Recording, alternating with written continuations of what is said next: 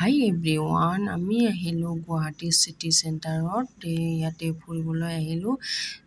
চাকচোন city চেণ্টাৰটো ইমান ধুনীয়া, মানে 5 তালা বিল্ডিং হয় আৰু ইমান মানুহ আৰু আহি দেখা পাওঁ যে ইমান বঢ়িয়া লাগে সঁচাই দেই।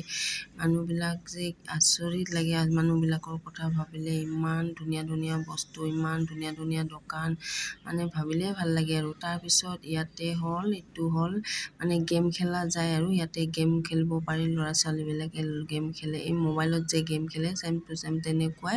এইটো মানে অৰিজিনেল এনেকৈ খেলিব পাৰি আৰু। এইটো হ'ল ঘোঁৰাত খেলিব পাৰি। বহুত ধৰণৰ গেম আছে মোবাইলত যে খেলে, এইটো অৰিজিনেল এনেকৈ খেলিব পাৰি।